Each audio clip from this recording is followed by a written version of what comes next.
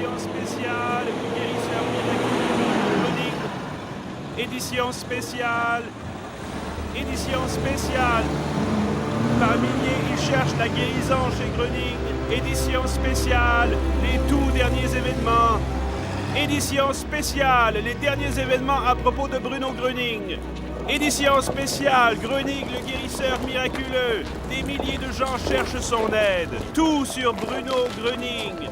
Édition spéciale, la nuit des grandes guérisons. Un journal, je vous prie. Merci. Édition spéciale. Ces derniers temps, on parle de plus en plus de ce Groening.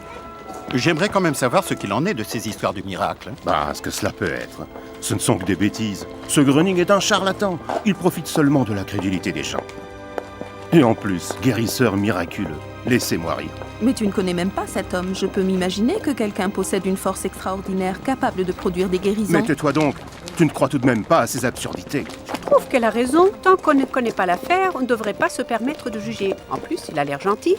De toute façon, quoi qu'il en soit, il est temps de faire un peu la lumière sur cette affaire. Il faudrait que quelqu'un se donne la peine d'étudier de manière approfondie ce Groening et ses soi-disant guérisons. Qui sait tout ce qu'il pourrait en ressortir. Édition spéciale, des milliers de gens cherchent son aide. Édition spéciale, édition spéciale.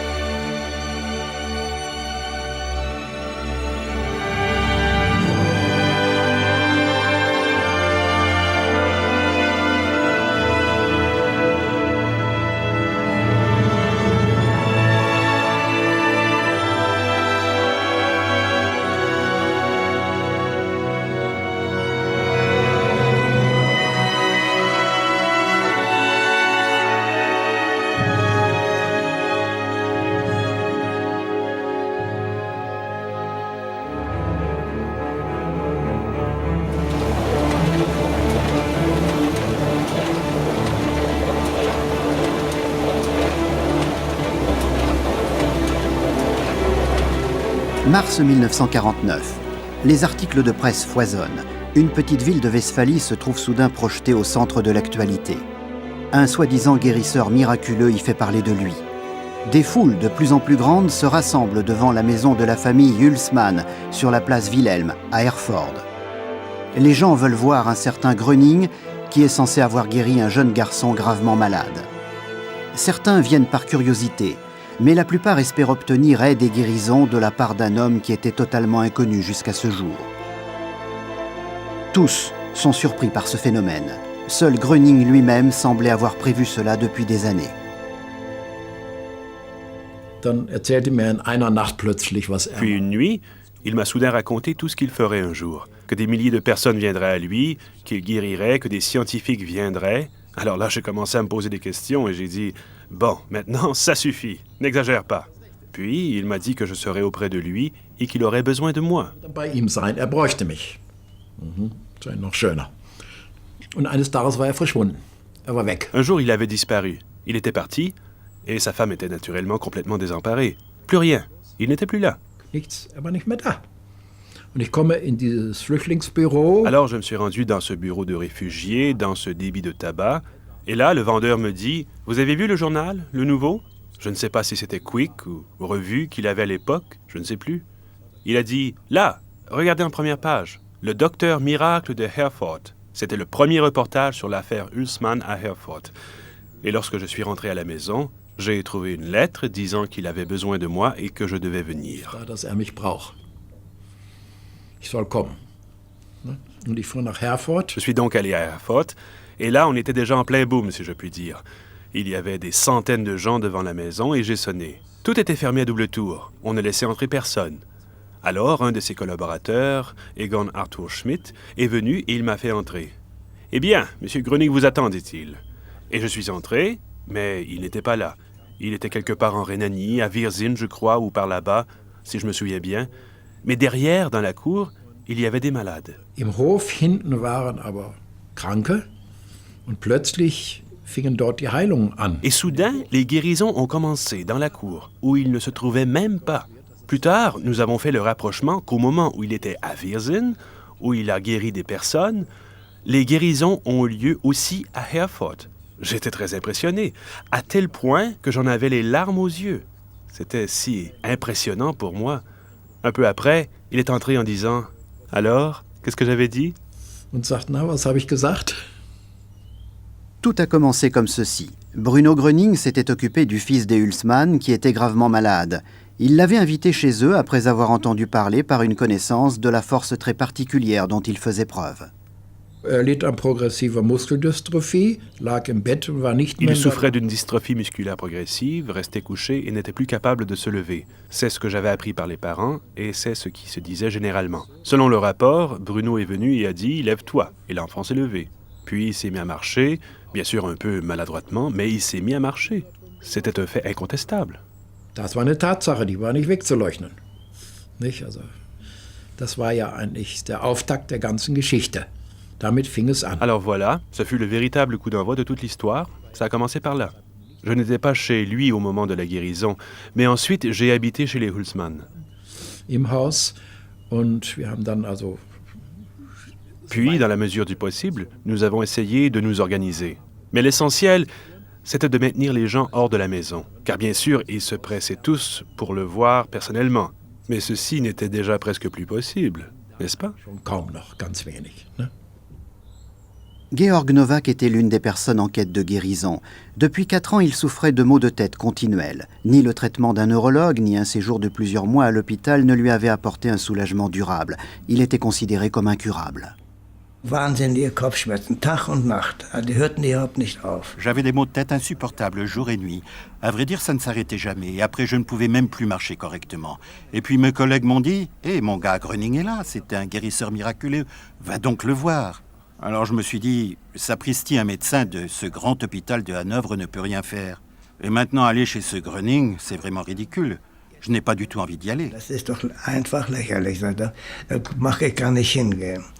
Und auch da... Oh, dit-il, mais il y a des milliers de gens. C'est noir de monde partout, tout est plein. Vas-y donc, il faut pas être gêné. Va donc là-bas. Brauchst dich doch nicht genieren, geh doch mal hin. Keiner sprach mit den anderen, alles war stumm. Personne ne parlait, tous étaient muets, silencieux, et nous attendions que M. Gröning apparaisse sur le balcon. Entre-temps, on entendait toujours le carillon de l'église qui était proche. Les cloches sonnaient, et ainsi nous savions toujours quelle heure il était. Immer wie spät wir hatten. Und am Abend erschien ein Et Mann. le soir, un homme est apparu sur le balcon. Mais ce n'était pas Monsieur Gröning, c'était quelqu'un d'autre. Et il nous a expliqué que nous devions encore prendre patience et attendre Bruno Gröning. Il n'était pas là, il était auprès de très grands malades. Prenez patience, c'est sûr qu'il viendra. Bestimmt. Und keiner sagte wieder was. Et de nouveau, personne ne parlait. L'homme est reparti et nous avons attendu 3 jours et 3 nuits. 3 Tage und 3 Nächte. Und dann ist der Bruno erschienen. Und als auf Puis Bruno est apparu. Et lorsqu'il est venu sur le balcon, je ne sais pas comment décrire cela. Il y a eu de l'agitation. Il était là maintenant. Quelle tension! Puis il a dit, vous qui cherchez de l'aide, vous qui cherchez la guérison, vous les paralysés, levez-vous, vous pouvez marcher. Il ne faut pas rester assis dans votre fauteuil roulant, vous pouvez marcher. Aber es stand keiner auf und alle waren noch Mais vielleicht. personne ne s'est levé. Tous étaient peut-être encore dans le doute. Alors il a répété en tendant les mains, levez-vous, vous les paralysés, vous pouvez marcher. Et alors ils se sont levés. J'étais décontenancée en voyant cela. Je n'étais pas la seule à pleurer, les autres aussi. Von mir, auch von anderen. Wenn Sie dann gesehen haben, Quand vous avez vu les gens se lever lorsque Gröning leur a parlé, ou seulement du fait de sa présence, et quand il a dit « Maintenant, levez-vous » et que les gens se sont levés, ou bien quand des gens qui marchaient avec des béquilles les ont jetés et se sont mis à marcher, alors vous ne pouviez plus considérer un tel homme comme un charlatan. betrachten. De plus en plus de gens témoignent de guérisons extraordinaires que l'on attribue à Bruno Gröning. Même des malades jugés incurables par des médecins ne jurent que par sa force exceptionnelle. Toutefois, apparemment, Gröning ne fait que parler aux malades, ce qui rend la chose encore plus étrange. Un reporter de la Süddeutsche Sonntagspost rapporte « Je n'en reviens pas. Bruno Gröning guérit des paralysés, des aveugles, des muets. L'un des plus grands phénomènes de notre siècle. » C'est l'opinion concordante de nombreux experts au sujet du cas Gröning.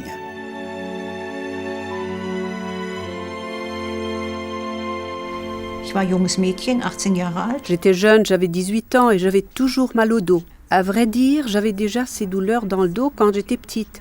Et par la suite, ça a empiré, parce que dans ma profession, j'étais toujours debout.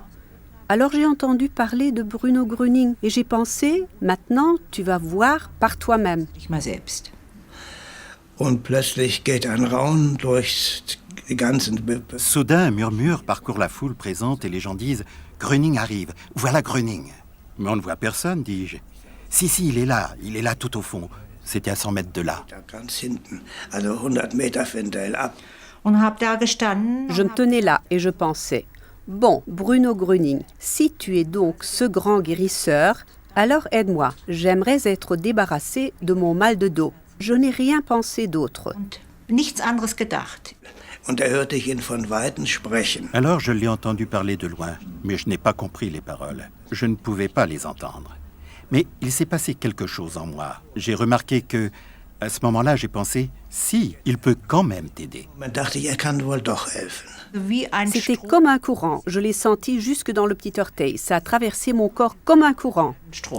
Plötzlich ging es im Kopf los, als wenn ein Strumpf... Soudain, quelque chose a commencé dans ma tête, comme quand on accroche un bas avec une maille-file. C'est passé dans ma colonne vertébrale, puis plus bas, et c'est descendu dans les jambes, dans les bras et dans les doigts. Et depuis lors, j'étais soulagé. Et je me suis dit, comme tu te sens bien. Erleichtert und sag, Mensch, du fühlst dich so wohl. Und bin dann nach einer Une bonne demi-heure après, je suis partie à bicyclette à Bad Oeynhausen. C'est à une bonne vingtaine de kilomètres. Puis à la maison, ce qui faisait encore un bon bout, et mes douleurs dorsales avaient disparu. Und meine Rückenschmerzen waren weg. Da bin ich losgelaufen und habe Bocksprünge. Alors je suis parti en courant et j'ai fait des sauts de cabri, comme on disait jadis. Et je n'arrêtais pas de répéter « Je suis guéri, n'est-ce pas ?» Et tout est parti, j'ai chanté, j'ai dit « Ça alors, c'est extraordinaire, tu ne t'es encore jamais senti comme ça, aussi bien. » Toll. Sowas hast du noch nicht gehabt, so schön. Dann komme ich zu meinem Kollegen.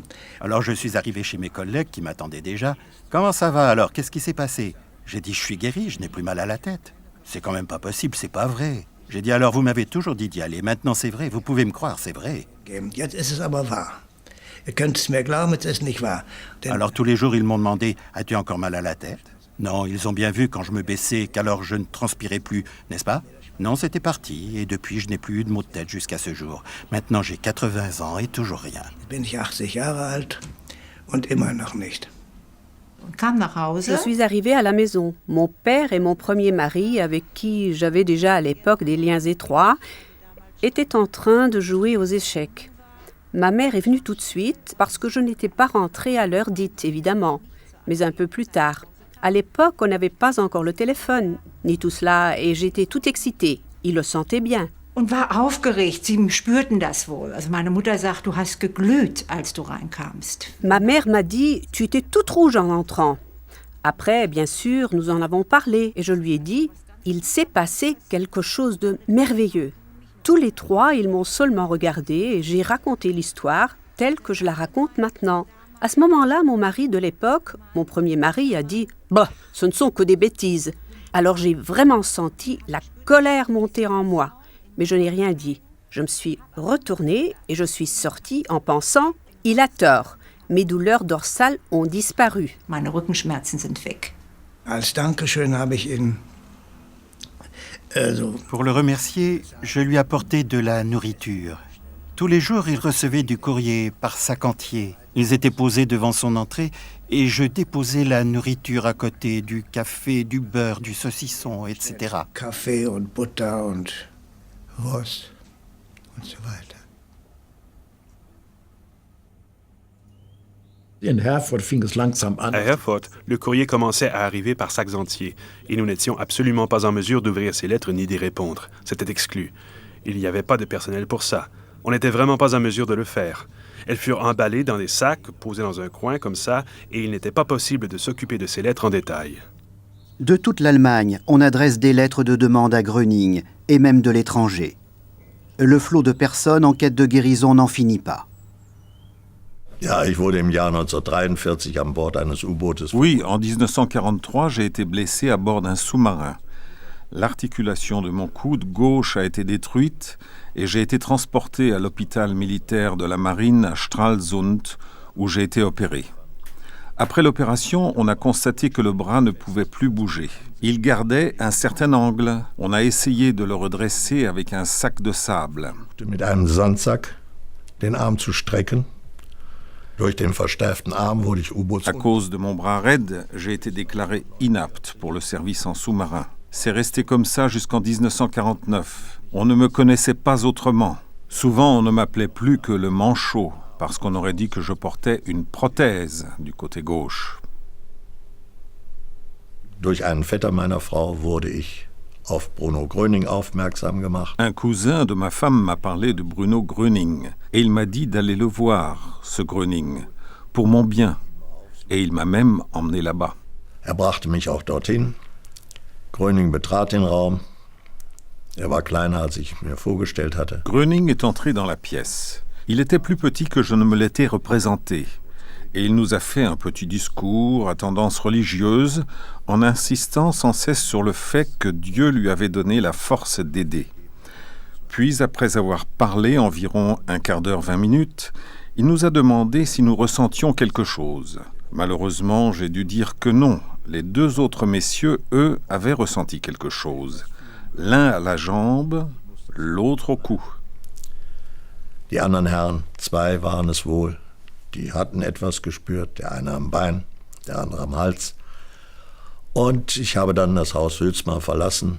Ensuite, j'ai quitté la maison Hülsmann, non sans avoir été invité par Gröning à me manifester à nouveau. Je suis alors rentré à la maison, je suis entré par le bas et je m'y sentais moins observé. C'est pourquoi je suis passé par la cave et non pas par la porte d'entrée. Là, j'ai essayé d'étendre mon bras, qui était comme cela depuis des années, et il s'est étendu. Zu machen, und wurde gerade. Und habe dann nur geschrien. Alors je n'ai pu que crier « Je peux le bouger, je peux le bouger !» J'ai alors monté les 2 escaliers jusqu'à la porte du couloir. J'ai tambouriné avec ma main droite contre la vitre. Je n'ai pas fait attention du tout à la sonnette, mais j'ai simplement tambouriné à la vitre tout en criant « Je peux le bouger, je peux le bouger !» Natürlich war sehr kritisch. Ne? Naturellement, j'étais très critique. Je ne savais pas dans quelle catégorie classer cela, selon mes connaissances. Hypnose, suggestion, n'est-ce pas? Je pensais bien à différentes catégories. Il devait bien y en avoir une où classer cela, mais ça n'allait nulle part. C'était justement quelque chose de tout à fait différent, que je n'avais jamais vu auparavant et que je ne pouvais pas classifier. Ça n'était pas possible. Das war nicht drin. Man konnte sich das nicht erklären. On ne pouvait pas s'expliquer cela. Quand on a vu une personne pendant des années avec un bras bloqué, la voir tout à coup bouger son bras suscite tout naturellement la question « Comment cela se fait-il » À vrai dire, j'ai par la suite toujours pris le parti de Gröning et j'ai dit qu'avant je n'aurais pas cru cela, mais que grâce à ma propre guérison, j'ai été convaincu qu'il avait pu faire ce que même les médecins n'avaient pas pu réaliser pour moi. Was eben die Mediziner nicht geschafft haben bei mir. Friedrich Zensmayer souffrait d'une inflammation chronique du nerf sciatique. Il avait de violentes douleurs depuis des mois. Finalement, il ne pouvait plus marcher qu'avec une canne et il est devenu inapte au travail. Les médecins ne savaient que faire et déclarèrent qu'il s'agissait d'une paralysie définitive. Son gendre se souvient. Die Behandlung hat natürlich sich über 2 Monate hingezogen. Le traitement s'était étalé sur 2 mois, mais sans aucune amélioration, jusqu'au moment où il a simplement dit qu'il ne pouvait plus marcher. Nous avons été surpris, évidemment, mais le médecin n'a pas pu nous dire non plus ce qu'allait se passer, ni ce qu'il en était vraiment. Was wirklich ist. Monsieur Jakschitz se rend à la place Wilhelm, à Erford, avec son beau-père. Bruno Gröning s'adresse à nouveau aux personnes en quête de guérison. En fait, il ne reste là qu'une demi-heure. Friedrich Zensmayer considère tout cela comme de la charlatanerie. Ja, am nächsten Tag kam ich nach Hause. Oui, le lendemain, lorsque je suis rentré à la maison, ma femme m'a dit « J'ai une surprise pour toi ». Je lui dis « Qu'est-ce qui s'est donc passé ?» « Eh bien, ton beau-père est dans le jardin en train de bêcher. » Und ist am Graben. Ich sage, sag mal, tickst du nicht richtig? « Dis donc, tu dérailles, lui dis-je. » Bien sûr, je ne parlais pas sérieusement. Mais hier encore, il était mourant. Mais va donc voir. Er sagte, geh mal hin. Und ich musste, also einfach, glauben wollte ich es nicht. Und er war tatsächlich am Graben. Je ne voulais pas le croire, mais il était vraiment en train de bêcher. Je dis « Qu'est-ce que tu fais? Tu vas tomber malade. » « Non, dit-il, tu vois bien que je bêche, j'ai pas de douleur. » Je lui dis « Papy, tu veux nous faire croire ça? Ou qu'est-ce que tu t'imagines? » Wenn ich dir sage, ich habe auch meinen Stock nicht, wo ist der? Puisque je te le dis, je n'ai pas ma canne. Elle est où? Eh bien, à la cuisine. Comment es-tu sorti? Ben, dit-il, je suis allé dans le jardin comme ça, j'ai pris ma bêche et je me suis mis à creuser. Was ich jetzt unbedingt wissen wollte, Ce que je voulais maintenant savoir absolument, c'était si ça allait durer ou pas. Et environ 3 mois après, toujours rien, rien du tout. Et il a recommencé à travailler. Là, j'ai pensé, c'est pas possible. Da habe ich gedacht, das gibt's doch nicht. Ne? La ruée vers Bruno Gröning s'amplifie sans cesse. Beaucoup voient en lui un nouveau messie. D'autres le prennent pour un charlatan. C'est surtout le corps médical qui se montre plus que sceptique vis-à-vis du phénomène Gröning. Mein Vater ist oder war Arzt und Mon père était médecin. Parmi mes amis et dans mon entourage, il y avait beaucoup de fils de médecins. Et à la maison, ça discutait ferme au sujet du charlatan. C'est évident, médecine classique contre guérison miraculeuse. Ça ne peut pas marcher.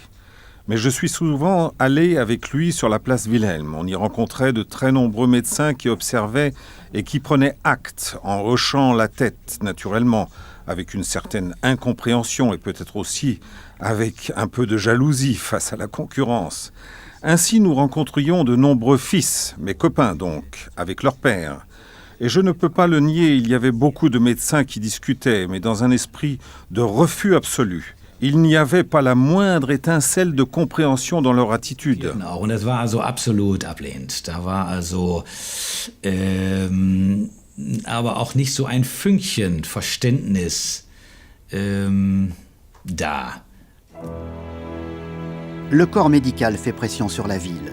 Sur ce, le 3 mai 1949, le maire prononce à l'égard de Bruno Gröning une interdiction provisoire de guérir. Peu à peu, la confusion autour du soi-disant guérisseur miraculeux s'accentue. Lui, de son côté, va consulter entre autres l'inspecteur ecclésiastique Kunst pour discuter avec lui de la situation. Il attend de lui un soutien. J'ai eu avec lui en tout, je crois, 4 entretiens assez longs. Je ne l'ai pas considéré comme un charlatan, mais comme un homme sérieux. Il ne faisait aucun doute pour moi qu'il émanait de lui des forces qui avaient pour effet de guérir l'être humain. Ce qui était déterminant pour moi dans de telles choses, c'est que Dieu a de nombreuses façons d'aider les hommes. Den Menschen zu helfen. Le 13 mai 1949 a lieu une conférence de la municipalité de Herford et une commission de médecins, d'examinateurs et de contrôle est désignée pour délibérer du cas Gröning. Le premier magistrat de la ville, Meister, l'inspecteur ecclésiastique, Kunst et des médecins éminents sont présents. Das Gespräch war nicht von einer betonten Freundlichkeit. Le ton de la discussion était loin d'être cordial. Naturellement, ces messieurs étaient extrêmement méfiants. Nous nous sommes séparés et ensuite la ville a agi comme elle croyait devoir le faire. L'interdiction absolue de guérir pour Bruno Gröning est maintenue. Ces jours-là, de nombreux malades assaillent l'hôtel de ville de Herford. Lui-même répond aux appels à l'aide d'autres personnes dans les villes environnantes. Als Kind habe ich Beschwerden gehabt mit dem Herzen. Dans mon enfance, j'ai souffert de troubles cardiaques. Et par la suite, c'est devenu si grave que je restais assis dans mon lit des nuits entières. Souvent, ma mère devait aller chercher le médecin la nuit, car je risquais d'étouffer. Zu ersticken. Und der Arzt, Dr. Kampsmeier aus Hiddenhausen. Le médecin, le docteur Kampsmeier de Hiddenhausen, avait diagnostiqué une lésion de la valvule. Il disait que j'en souffrirais toute ma vie. À cette époque-là, je ne pouvais pas faire de sport à l'école. J'étais donc toujours à l'écart quand il s'agissait de sport. Ainsi, ça allait si mal que j'ai pensé que je n'en avais plus pour longtemps. Ich war also immer irgendwie im Abseits da, wenn es um Sport ging.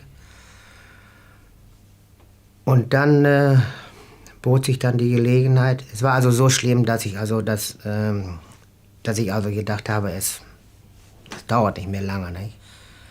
Und dann bot sich dann die Gelegenheit bei Bruno Gröning. Alors s'est présentée l'occasion d'aller chez Bruno Gröning. Je suis entré dans la maison où il se trouvait, ici à Zundern, dans la rue Unterenwiesen. Straße war. Und dann habe ich geweint, weiß ich noch. Et alors, j'ai pleuré. Je m'en souviens très bien. Et j'ai pensé, Monsieur Gröning, s'il vous plaît, pouvez-vous m'aider, moi aussi? J'ai quelque chose au cœur. Ich hab's mit dem Herzen und so. Und dann sagte er ja. Alors il a dit, mon fils. Oui, mon fils, a-t-il dit. Et il a posé sa main ici sur ma poitrine et sur ma tête. Tu peux y aller. Tu es guéri maintenant. Du bist jetzt gesund. Da bin ich rausgegangen, hab geweint. Alors je suis sorti et j'ai pleuré. Ma mère était dehors. J'ai dit, mère, maintenant je n'ai plus rien au cœur. Et j'ai pleuré. Und habe ich geweint. Und es war tatsächlich vorbei. An dem Tag war es vorbei. Effectivement, c'était fini. C'était fini le jour même. J'ai pu dormir. Et cela jusqu'à aujourd'hui. Depuis ma 14e année jusqu'à maintenant. J'aurai 60 ans l'année prochaine. Ja, das ist also, ich habe wieder Sport gemacht. Zum Beispiel war es da. J'ai même recommencé à faire du sport. Par exemple, à l'école, autrefois, nous jouions au ballon. Oui, j'ai recommencé à faire du sport. Je n'avais rien. Je n'avais vraiment plus rien. Ça s'est maintenu, ça s'est simplement maintenu jusqu'à aujourd'hui. Es hat angehalten. Es hat einfach angehalten bis heute. Also meine Mutter hatte Lungenembolie und mit ihrem Stuhlgang. Voilà, ma mère avait une embolie pulmonaire et elle avait toujours des difficultés à aller à la selle. Ainsi, elle était restée couchée depuis déjà 6-7 semaines et elle n'allait plus aux toilettes, aucune selle. Alors les médecins lui ont fait un lavement, mais plus rien ne fonctionnait. Einlauf gegeben haben und alles aber es rührte sich nichts mehr. Also der Darm war. L'intestin était donc mort, il ne réagissait plus, si on peut dire. Et ma mère était tellement gonflée, elle avait un ventre. Vous pouvez vous imaginer après 7 semaines sans éliminer. Et les médecins avaient renoncé. Ils ne pouvaient plus rien pour elle. Und so hat sie die Ärzte aufgegeben, die konnten weiter nichts machen. Jetzt, wie Herr Gröning da nun. Alors, comme M. Gröning se trouvait chez nous, il m'a dit « Allez chercher un verre d'eau. » Holen Sie mal ein Glas Wasser. Ja, und ich an der Pumpe habe Wasser geholt. Je suis allé chercher l'eau à la pompe. « Allez, Madame Graffaren, buvez donc 1 ou 2 gorgées. » Et ma mère a bu. « Bon, dit-il, savez-vous ce que vous venez de boire ? Un sang nouveau qui coule maintenant dans vos veines. » Jetzt durch Ihre Adern rinnt. Bruno Gröning insiste souvent sur le fait que le sang de l'homme est contaminé. Lui, grâce à la force divine, peut le transformer et permettre ainsi la guérison. Et le lendemain, quand je suis arrivé chez moi, mon père était resté à la maison. Et il a raconté ceci. « Je n'ai encore jamais vu ça de ma vie, disait-il. J'avais pratiquement 7 bassins pleins de ce que la mer a éliminé. Tout est sorti, tout a été nettoyé. »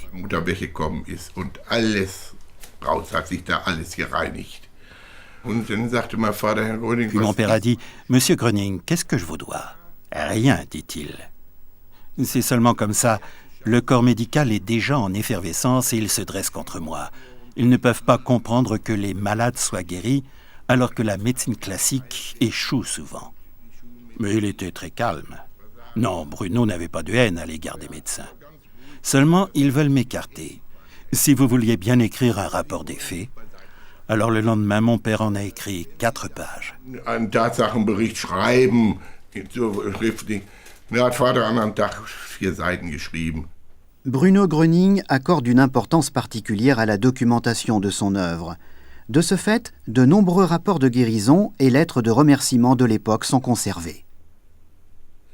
Anderen Tag kam der Arzt wieder, kam ja jeden Tag, und die Krankenschwester. Le lendemain, le médecin est revenu. Il venait tous les jours avec l'infirmière et ils observaient. Le médecin a défait le lit et s'est assis. « Madame Graffaren, que la maladie s'arrête comme ça d'un coup, je n'ai encore jamais vu ça. » C'est à peu près ce qu'il a dit. Das habe ich noch nicht mitgemacht. In etwa. Ja, und so waren wir überglücklich. On nageait dans le bonheur. Et ma mère a encore vécu 20 ans en bonne santé.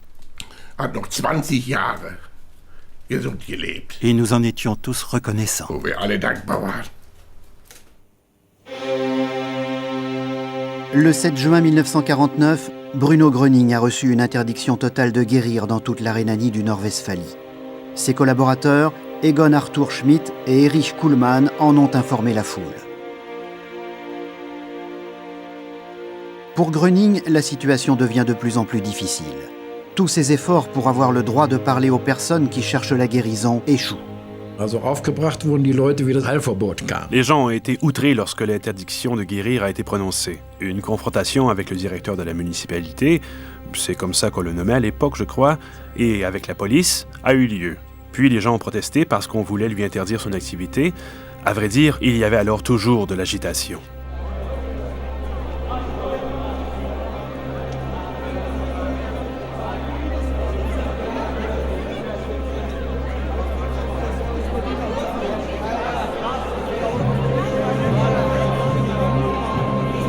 Egon Arthur Schmidt, qui documente les événements de l'époque de Herford dans son livre « Les guérisons miraculeuses de Bruno Gröning », écrit au sujet de l'évolution dramatique de ces jours-là. Malgré l'interdiction, sans cesse de nouvelles personnes cherchant de l'aide arrivaient de loin. La pression de ces gens vivant dans une profonde détresse physique et psychique se faisait de plus en plus forte sur les autorités. Presque tous les jours se formaient des délégations qui se rendaient même au domicile privé du directeur municipal adjoint Wörmann, alors en poste.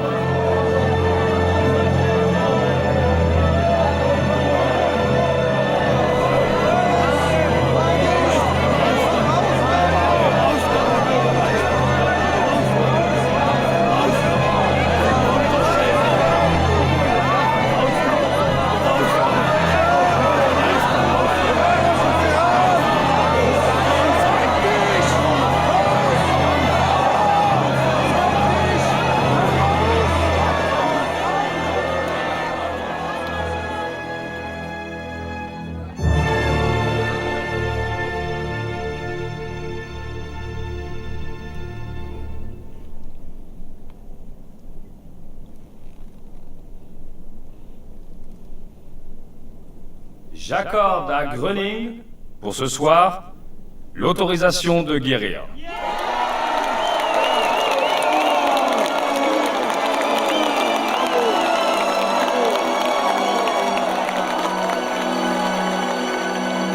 Wörmann parvient à calmer la foule et obtient qu'elle se retire. Mais l'espoir et la joie des gens qui cherchent de l'aide ne durent pas longtemps. L'interdiction est de nouveau en vigueur le lendemain.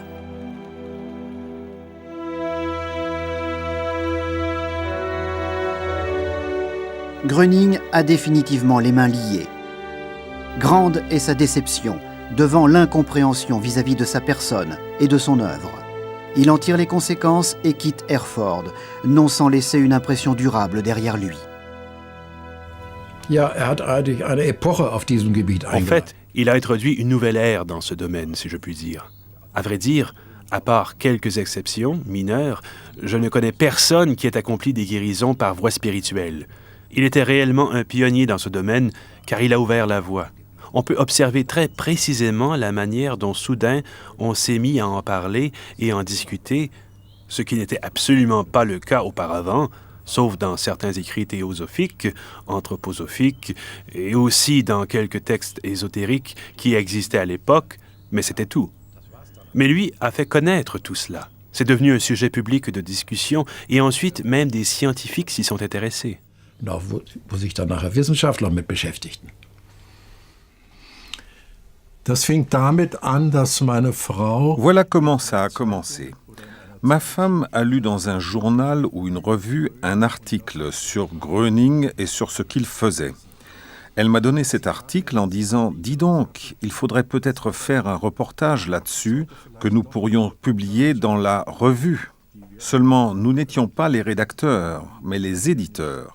Cependant, la rédaction s'est montrée très intéressée par le sujet et prête à accepter notre proposition.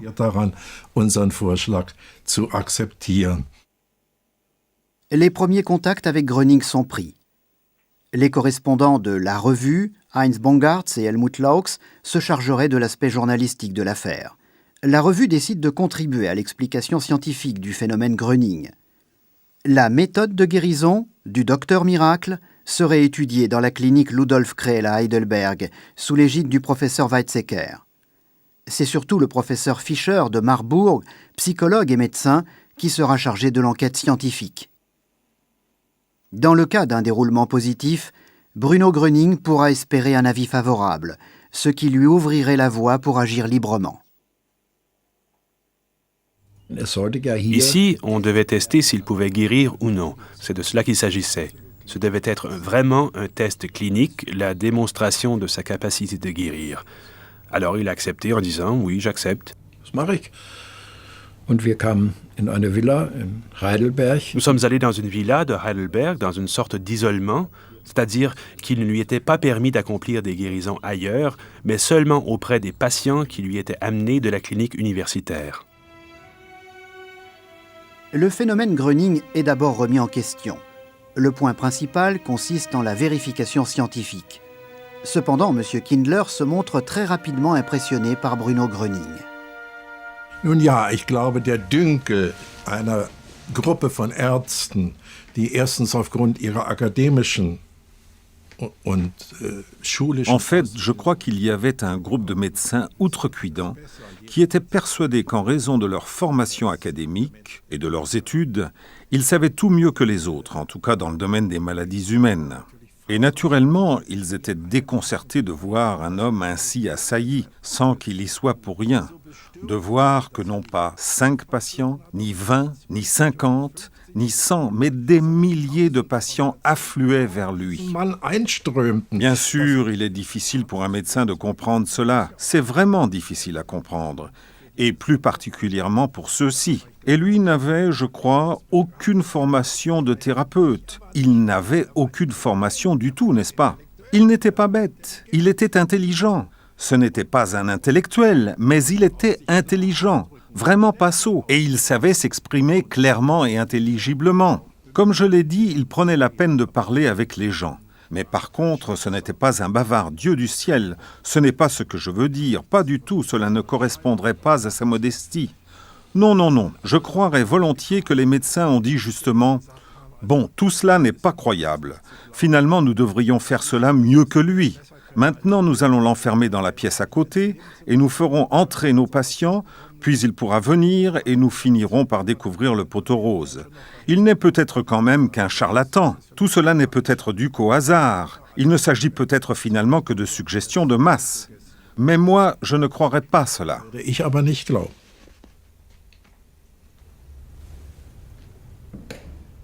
On a sélectionné des patients de la clinique Ludolf Krell parmi des centaines de demandes écrites. Danach wurden diese Patienten in diese Villa gebracht. Ensuite, ces patients ont été amenés dans la villa, puis on les a placés en cercle. Lui se trouvait au centre. Tout a été enregistré sur magnétophone depuis une pièce voisine. C'était un grand déploiement de techniques. Ce n'était pas aussi simple qu'aujourd'hui, et plusieurs médecins se tenaient là pour mesurer la tension artérielle et le pouls. Alors, Bruno Gröning a commencé. Je ne me souviens que d'un cas. C'était une patiente qui souffrait d'une constipation chronique, dont on ne pouvait venir à bout par une méthode clinique. Et ça s'est déclenché durant la séance. Elle a même dû sortir. Während der Behandlung ging das schon los, musste sie schon raus. La guérison de Else Joost est publiée dans les journaux comme un événement extraordinaire. Mais le plus impressionnant est le cas Strobel. Depuis des années, il avait la maladie de Bechterew, qui provoquait le raidissement total de la colonne vertébrale. De plus, il souffrait terriblement en marchant et en montant. En un laps de temps très court, ses douleurs disparurent et il put bouger librement.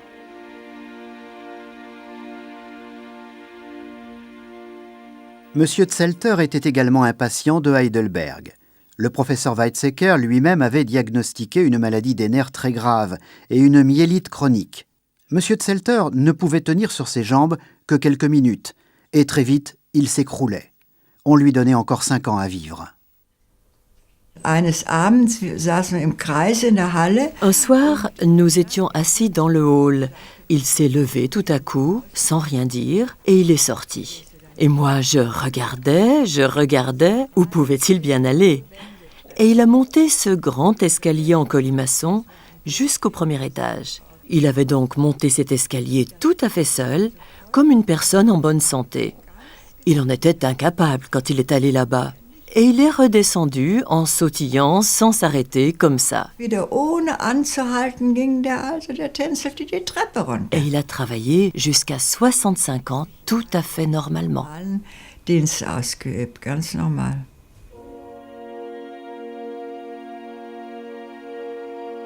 Les médecins se montrent impressionnés. Dans la revue, le professeur Fischer s'exprime de manière très positive dans un avis préliminaire au sujet des événements de l'enquête de Heidelberg.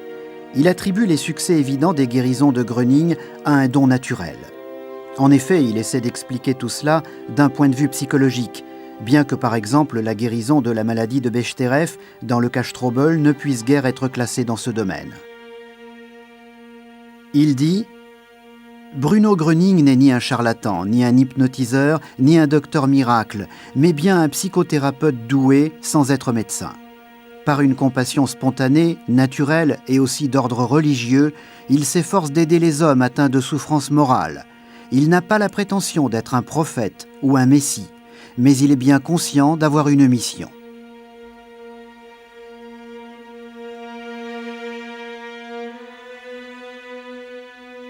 Suite à cela, le professeur Fischer fait à Gröning une proposition qu'il n'accepte toutefois pas. Gröning veut rester fidèle à lui-même et à sa voix et ne pas se sentir contraint.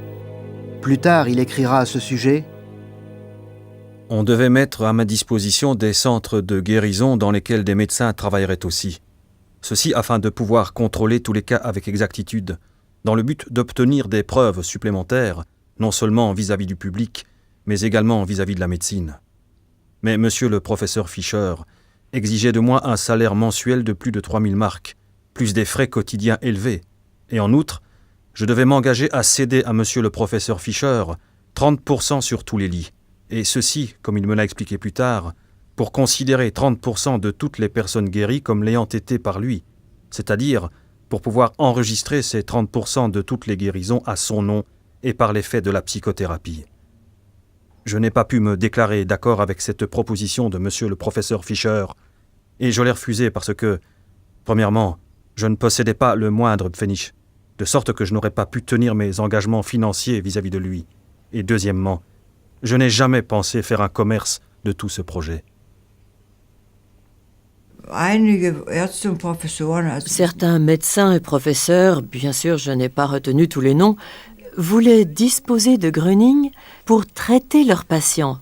Mais évidemment, c'était une question de profit. Patientenbehandlung gewinnen. Aber das ist dann natürlich auf Profit ausgegangen. Et Gröning l'a dit un jour. Celui qui a reçu ce don, c'est un don de Dieu, ne doit pas en faire du commerce. À partir du moment où j'accepte de l'argent, ce don disparaît. Sobald ich das Geld annehme, erlischt diese Gabe. L'attitude de refus de Gröning est interprétée négativement. Il n'obtient pas le rapport d'expertise promis. Soudain, on raconte que son secret aurait été découvert. Gröning reste incompris. L'expérience du magazine La Revue est terminée. Wir machten ja nicht nur Illustrierte damals. Dans le temps, nous ne faisions pas seulement des magazines, mais à l'époque, nous avons aussi commencé la maison d'édition des livres, et vous voyez un peu ce qu'elle faisait. Elle s'intéressait naturellement beaucoup à la psychologie. Il y a là une œuvre en 15 volumes, La psychologie au XXe siècle. Ces sujets me sont familiers, mais Gröning, lui, est un cas unique. Que l'on ne peut rattacher à aucune école de psychothérapie, ni de psychologie. C'est pourquoi je le dis, je pense que c'était un homme profondément religieux. Mais j'avais aussi l'impression qu'un groupe de médecins, je ne veux pas généraliser, voulait l'utiliser et l'a utilisé, et a exploité son savoir. Mais voilà, on ne pouvait pas sonder son savoir. Alors, apprendre et faire la même chose que lui, ça, il ne le pouvait pas. Cela reste un secret. Es bleibt ein Geheimnis. Bruno Gröning a dit une fois dans ce contexte : Il est grave que ce soit justement les gens qui ne comprennent rien, qui se considèrent comme savants et ne peuvent donc pas comprendre ce qu'est le savoir. Que la voie de la science ne soit pas juste à 100%, est prouvée rien que par le nombre de scientifiques qui ont refoulé les sentiments et qui ont au lieu de cela laissé parler la raison. Ce n'est certainement pas avec la raison que je peux être compris. Eines Tages sucht uns auf, sich mit uns über das, was vorhat. Voilà, un jour, il est venu nous trouver pour discuter avec nous de ce qu'il prévoyait ou ne prévoyait pas de faire. Et à l'époque, nous avions une maison à Munich avec un grand jardin. À ce moment-là, la maison nous servait en même temps de maison d'édition. C'est là qu'il est apparu, mais avant qu'il ne vienne ce jour-là, je ne me souviens plus quel jour de la semaine c'était. Nous avions rendez-vous, disons, à 3 heures chez nous. Déjà, les gens commençaient à se rassembler à partir d'1 heure ou 2 heures. J'ai essayé d'empêcher cela, car je ne voulais pas le mettre dans l'embarras. De plus, la police aussi était venue, sans doute pour l'empêcher de se présenter. Erschienen, die wohl dafür sorgen sollte, dass dort nicht etwa auftritt. Donc ils étaient dehors, devant le portail. Nous l'avions fermé car nous pensions à cette interdiction et nous ne voulions pas d'ennui pour nous, mais surtout pour Gröning. Nous savions bien qu'il avait déjà assez d'ennuis comme ça. Quand il est arrivé vers 3 heures et que nous avons ouvert le portail, les gens, dont le nombre avait augmenté entre-temps, se sont quand même engouffrés dans le jardin et la police ne les en a pas empêchés. Et nous non plus, évidemment, car nous n'avions aucun intérêt à heurter les gens. De toute façon, cela nous préoccupait de voir ces gens là-bas, qu'on ne laissait pas entrer, n'est-ce pas? Enfin bon, ils sont entrés et ils étaient dans le jardin. Et nous sommes entrés dans la maison avec Gröning. Nous nous sommes assis, ma femme, lui et moi, et nous avons eu une conversation très intense. Je ne me souviens plus exactement des détails, ou du moins très peu après si longtemps et après avoir parlé avec tant de gens. Mais l'impression était la suivante. Un homme modeste, digne de foi, d'un naturel bon, serviable, se trouve là, et nous aimerions bien l'aider dans la mesure de nos possibilités.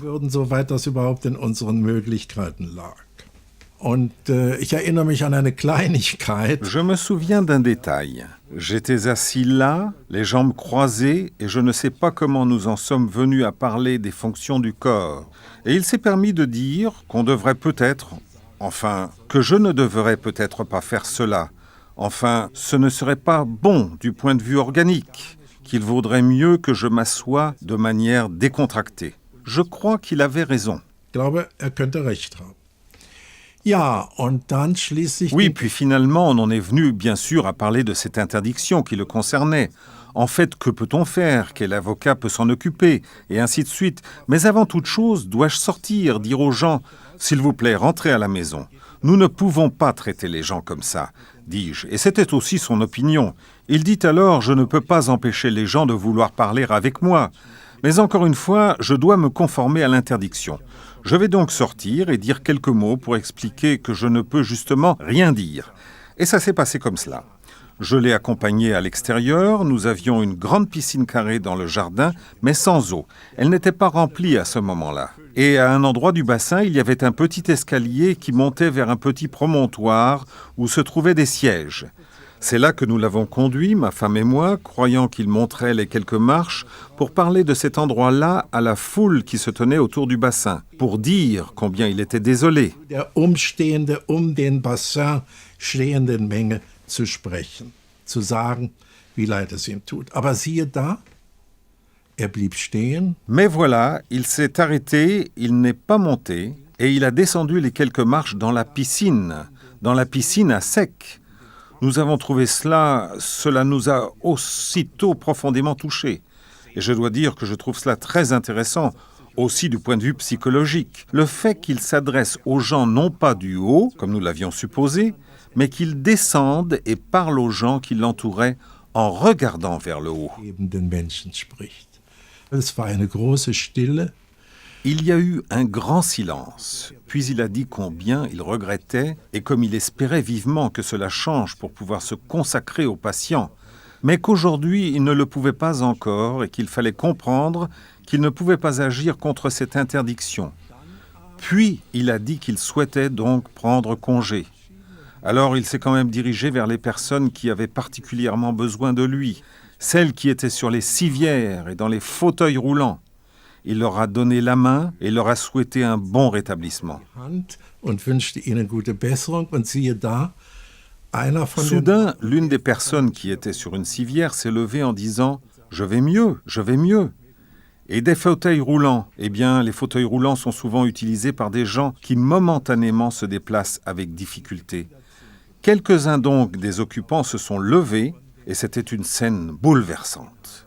Près de moi se trouvait un médecin qui s'est présenté à moi en me disant « En tant que médecin, on a honte de son impuissance. » Schämt man sich ob seiner Hilflosigkeit. Par la suite, de plus en plus de personnes se posent des questions sur l'origine de Gröning. Il écrit à ce sujet dans différents récits de sa vie. Je suis né le 30 mai 1906 à Danzig-Oliva. J'étais le 4e des 7 enfants du couple Auguste et Margaret Gröning. Durant mon enfance et ma jeunesse, je constatais de plus en plus souvent que je possédais des capacités particulières qui, émanant de moi, étaient de nature à exercer une influence apaisante ou curative sur les gens et les animaux.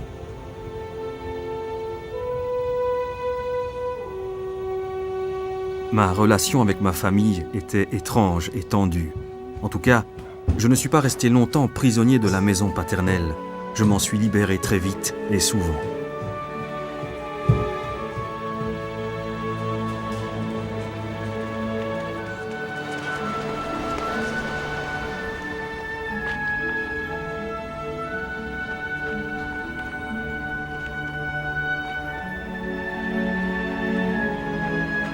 La forêt et mes amis les animaux m'attiraient tellement que je retournais toujours auprès d'eux. Là, j'ai fait l'expérience de Dieu, dans chaque buisson, dans chaque arbre, dans chaque animal et même dans les pierres. En peu de temps, je me suis senti en sécurité, car ici, je n'étais pas aussi seul. Dans mon enfance, j'ai aussi pu constater que les animaux, considérés généralement comme craintifs ou même méchants, se montraient bienveillants et dociles à mon égard. Je parlais à tous les animaux. Bref, nous nous entendions très bien. Je pouvais rester là et songer pendant des heures. En réalité, je n'avais aucune notion du temps et j'avais toujours l'impression que toute ma vie intérieure se fondait dans une immensité infinie.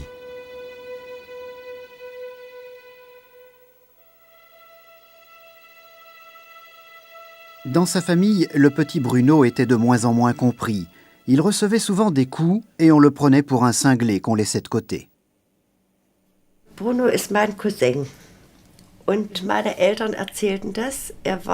Bruno est mon cousin. Et mes parents racontaient ceci. Petit garçon, c'était déjà en quelque sorte un original, comme on dit. Il allait souvent se promener dans la forêt et il s'est mis tout à coup à récupérer du pain à la maison. Les parents se demandaient pourquoi. Et il a dit que, voilà, il devait faire des provisions de pain et le faire sécher. Puis il voulait l'enterrer dans la forêt, car il croyait, et même il disait, qu'une guerre allait arriver, et qu'ainsi ils auraient quelque chose à manger plus tard. Oui, les parents étaient surpris qu'il réagisse ainsi, et ils n'y ont pas trop fait attention, parce qu'il était de toute façon un peu différent de ses frères et sœurs. Weil ja sowieso ein bisschen anders war als seine anderen Geschwister. Dans une déclaration sous serment faite en 1949, August Gröning s'est exprimé ainsi au sujet de son fils Bruno. Il pouvait même prédire des événements particuliers, comme le début et la fin de la guerre 14-18. Il avait prédit aussi la mort de sa mère, ainsi que le début de la guerre 39-45. Il a tout vu et tout prédit. De plus, il avait encore une qualité particulière, qui lui permettait de guérir les gens de leur maladie et de les soulager de leurs souffrances.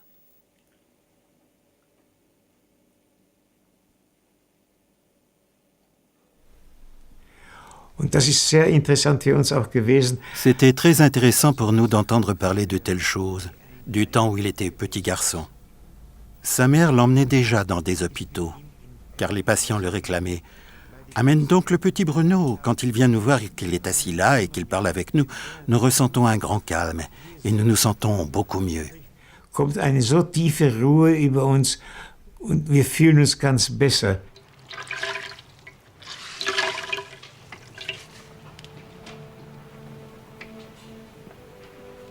Mère, tu peux encore m'entendre ?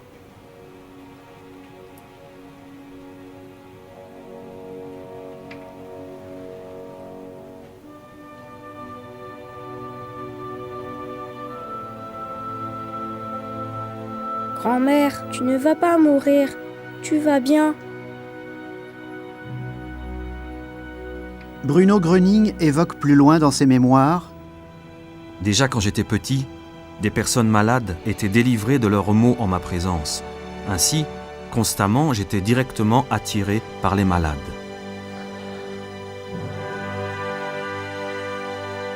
Je suis allé à l'école primaire. Après l'avoir quittée, j'ai entamé un apprentissage commercial que j'ai suivi durant 2 ans et demi. Mais j'ai dû abandonner cette formation à la demande de mon père, qui désirait que j'apprenne un métier du bâtiment. J'ai réalisé le souhait de mon père et appris le métier de charpentier. Cependant, il ne me fut pas possible de passer mon certificat de fin d'apprentissage, car il y avait beaucoup de chômage à l'époque à Danzig. C'est pour cette raison que j'ai dû quitter ma place 3 mois avant la fin et sans avoir pu passer l'examen final clôturant l'apprentissage, car l'entreprise dans laquelle j'étais apprenti avait dû cesser ses activités faute de commandes. Le fait que Bruno Gröning n'ait pas pu passer son examen de fin d'études en raison des troubles de l'époque lui fut souvent reproché par la suite et fut interprété comme un signe d'instabilité et d'incapacité. En 1925, à l'âge de 19 ans, il réussit à monter un atelier de menuiserie et d'ébénisterie et à se mettre à son compte. Il peut maintenir l'entreprise pendant 2 ans, mais en raison de la mauvaise situation économique qui prévaut à Danzig, il est contraint d'abandonner à nouveau. Ensuite, il s'efforce, comme beaucoup d'autres dans la période difficile d'entre-deux-guerres, de gagner sa vie tant bien que mal en acceptant tout travail qui se présente.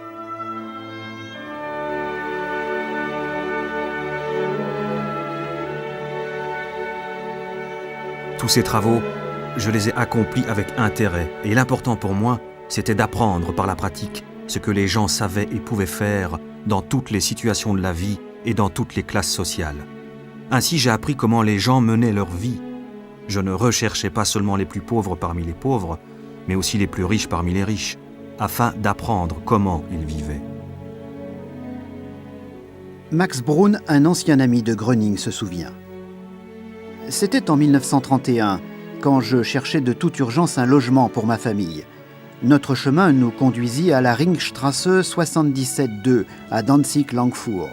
Nous y fûmes accueillis et on nous attribua une chambre dans l'habitation de 2 pièces, occupée par Bruno Gröning. Déjà à l'époque, Bruno Gröning ne pensait jamais à lui. Ce qui importait le plus pour lui, c'était d'aider son prochain et de lui donner de nouvelles forces. C'était pareil pour lui si quelqu'un avait un souhait concernant sa santé ou s'il avait besoin d'une toute autre forme d'aide. Déjà à l'époque, on lui demandait souvent de se rendre auprès des malades. Mais quelle que fût son aide, jamais il n'a demandé un seul centime. Au contraire, il a même donné à ces gens le peu d'argent qui lui restait. Mais il y a une chose sur laquelle j'aimerais encore insister particulièrement. Il s'agit en effet de ce qui s'est passé dans le monde au cours des dernières années et aussi de la division de l'Allemagne.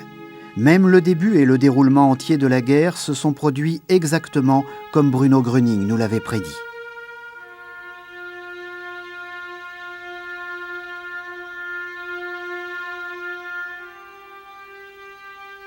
Ernst Kuhn témoigne de la même façon des capacités extraordinaires de Gröning. Autrefois déjà, M. Bruno Gröning avait aidé beaucoup de gens par son rayonnement, et ses prévisions se sont toujours révélées exactes. Au cours des années où nous étions voisins à Danzig-Langfuhr, je ressentais déjà la force curative de Bruno Gröning. J'ai souvent été libéré de mes douleurs.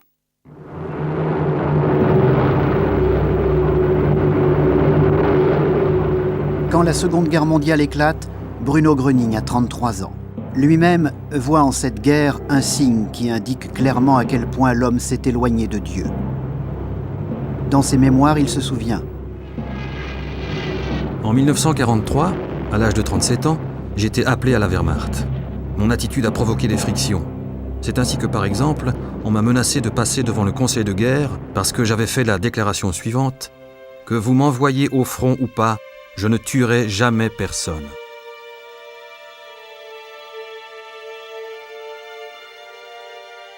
Le 5 mars 1945, Bruno Gröning se retrouve prisonnier de guerre des Russes. Là aussi, il aurait guéri de nombreux prisonniers. Mais comme il dit clairement ce qu'il pense à la direction du camp et qu'il lutte afin d'obtenir de meilleures conditions d'existence pour ses compagnons, on le considère comme un rebelle. Comme Gröning le rapporte plus tard, quelques officiers russes prennent cependant son parti et évitent qu'il soit fusillé.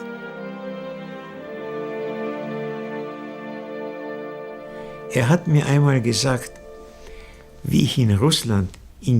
m'a dit un jour, quand j'étais prisonnier en Russie, j'ai rendu la vie de beaucoup de mes camarades plus supportable. Et les Russes eux-mêmes sont venus à moi en me disant « Vous êtes un deuxième Rasputin ». Sie sind ein zweiter Rasputin. J'ai bien connu M. Leis, qui se trouvait dans un camp de prisonniers avec Bruno Gröning. Il a confirmé qu'à l'époque déjà, Bruno Gröning avait aidé beaucoup de gens en leur apportant la santé et un mieux-être, et qu'il avait partagé pas mal d'expériences avec lui. Und hat vieles mit ihm erlebt. J'ai rencontré Bruno Gröning dans le train qui nous ramenait de captivité. Dans le wagon, nous étions allongés l'un à côté de l'autre. Pas tout de suite, mais après, il m'a raconté tout ce qu'il était capable de faire, qu'il était comme un guérisseur miraculeux. Il m'a raconté toutes sortes de choses qu'il avait l'intention de faire. Et quand nous nous sommes séparés, là, il m'a encore une fois parlé de certaines choses. Alors je lui ai dit « Non mais ça va pas, t'es fou ?»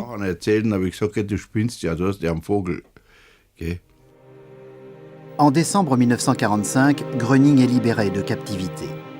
Il va à Dillenburg et fait venir sa femme. Celle-ci ne veut toutefois rien savoir de ses capacités de guérison, et peu de temps après, elle lui demande de choisir entre s'occuper d'elle seule ou des gens qui lui demandaient de l'aide. C'est ainsi qu'ils en arrivent à une séparation. Bruno Gröning poursuit dans ses mémoires.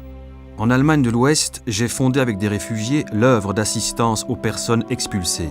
Je faisais partie aussi de la commission au logement, car je sentais à nouveau en moi l'obligation d'aider les gens.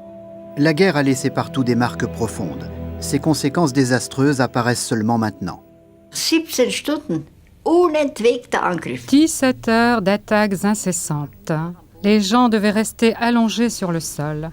Le lendemain, ou au cours de la nuit précédente, je ne me souviens plus, Ma main s'est paralysée. Je ne pouvais plus porter la cuillère à la bouche.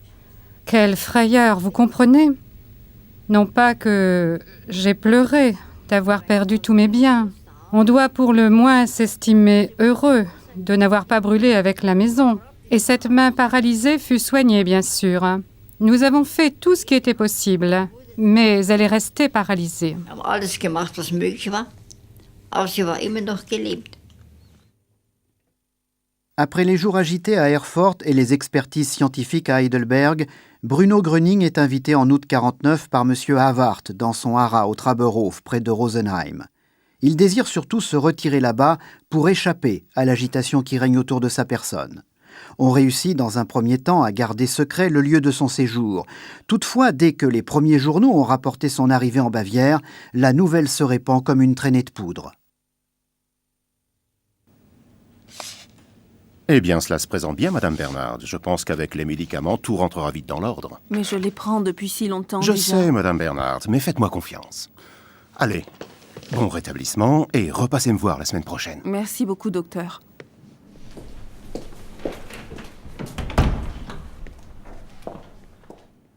Heinz, il faut absolument que je te parle. Fritz, tu ne peux Tu quand ne même vas pas. certainement pas me croire. Qu'est-ce qui J'étais se passe aujourd'hui à Rosenheim. Assieds-toi d'abord.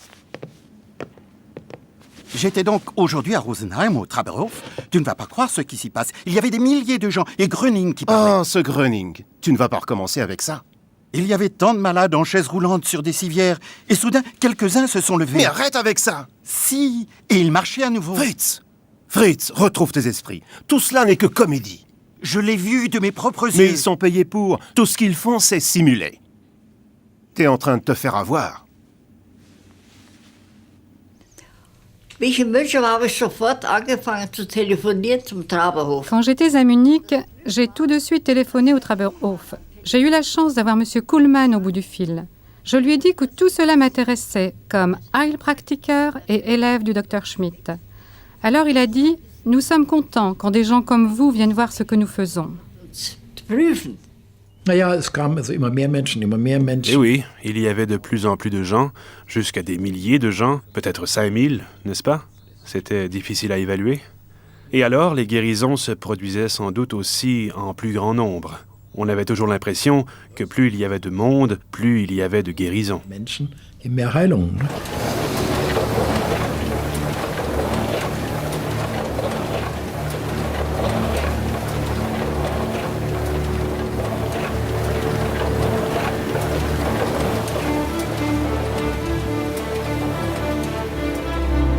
Une agitation intense s'empare de la presse. Les informations se succèdent rapidement. On écrit des articles à sensation. On nomme entre-temps le Traberhof le lourd bavarois. Cela provoque en un rien de temps des rassemblements de masse. Le Traberhof devient le point de ralliement d'innombrables personnes en quête de guérison.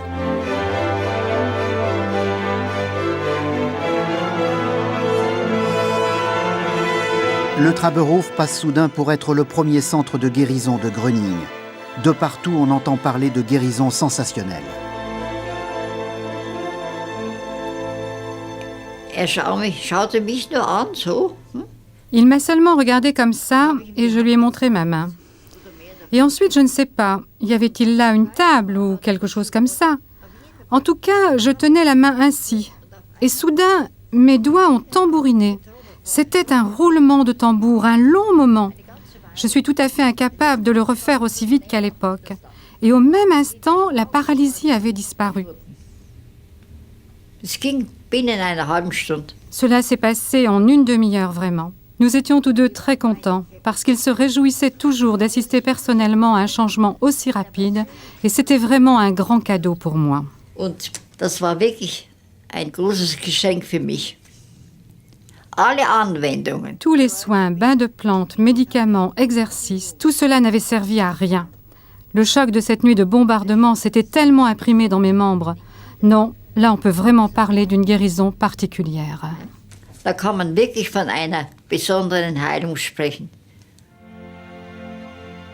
Le Traberhof devient un événement à l'échelle mondiale. Jusqu'à 30 000 personnes se rassemblent certains jours sur le terrain du haras. Des gens viennent même de l'étranger pour voir Gröning. Après les troubles de la période de guerre, les malades et les personnes souffrantes retrouvent ici espoir et demandent aide et guérison. Je me suis rendu au Trauberhof en moto. À Schlossberg, j'ai emmené ma tante avec moi. Elle voulait s'y rendre aussi.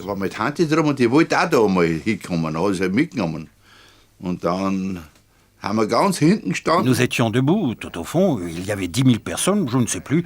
C'était une foule immense. Quand il est sorti sur le balcon, il faisait déjà nuit, les lampadaires étaient allumés. Il est sorti, il a regardé autour de lui en disant « Oui, Michel est là, Michel est là. Monte tout de suite me rejoindre. » Der Michel ist da. Ja, komm noch gleich rauf zu mir. Das war für mich direkt ein Wunder. C'était pour moi un véritable miracle. À l'époque, j'allais mieux, mais quand je suis rentré de captivité, j'avais les cheveux très courts et je pesais 48 kilos. Dann so, nee, ganz morgen, mit 96 Pfund, das war der Höhepunkt für mich, wieder mir aus der Menschenmasse. Le summum pour moi, ça a été qu'ils me reconnaissent au milieu de cette foule. Pourtant, je me trouvais tout au fond avec ma tante. Il a dit « Michel est là, monte vite me rejoindre ». On ne peut vraiment pas s'imaginer cela. Il m'a reconnu parmi toute cette masse de gens. Si cela s'était produit 1 mois après, et même alors... Mais c'était 5 ans après. Selbst da war es so, nicht? Aber das war ja 5 Jahre danach, nicht? Alors nous sommes allés devant, à la porte de la maison. La police était là et ne voulait pas me laisser passer. J'ai dit « Je suis celui qui l'a appelé ». Il ne voulait pas laisser passer ma tante non plus. Alors j'ai dit « Si elle ne peut pas m'accompagner, je ne monte pas ». Alors ils l'ont laissé m'accompagner, je suis entré. Alors il a dit « Tu te souviens quand tu as dit que j'étais complètement fou ?» C'est la première chose qu'il m'a dite.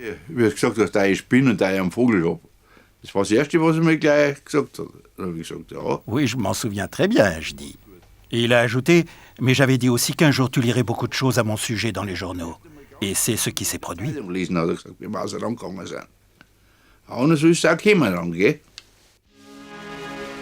Même les actualités hebdomadaires rapportent les événements du Trauberhof. Le nouveau slogan du jour, Bruno Gröning, l'homme qui, avec ses étranges guérisons, a fait sensation tout d'abord à Erfurt en Westphalie, puis a déménagé à Rosenheim en Bavière. Depuis, les foules en quête de guérison ainsi que beaucoup de curieux campent nuit et jour devant le Trauberhof, demeure actuelle et lieu d'action de Gröning.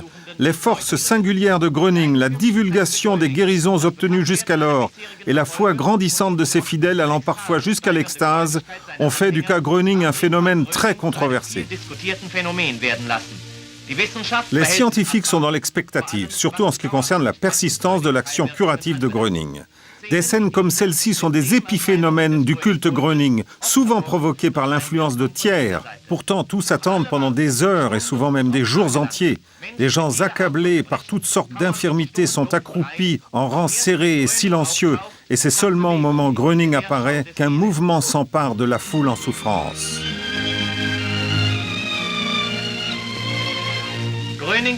L'apparition de Gröning au balcon est le moment qu'ils ont attendu. Un étrange et douteux phénomène de nos jours.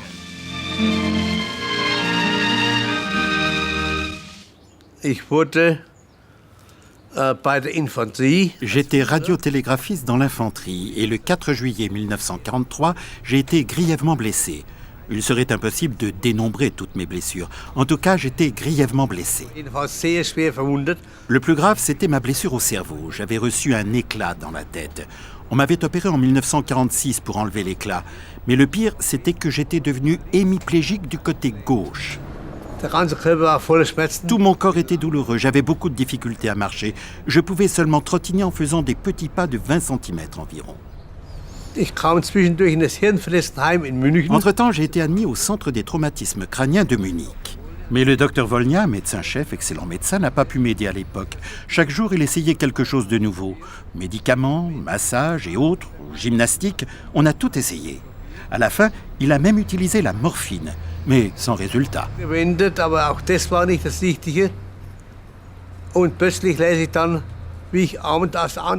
Et soudain, en revenant de la prière du soir, je vois un de mes camarades assis à la fenêtre, en train de lire le Bild-Zeitung qui portait en gros titre « Bruno Gröning a secouru ». Cela m'avait tellement fasciné, le fait de penser à Gröning. C'est pourquoi j'ai demandé à ce camarade s'il voulait bien m'accompagner le lendemain.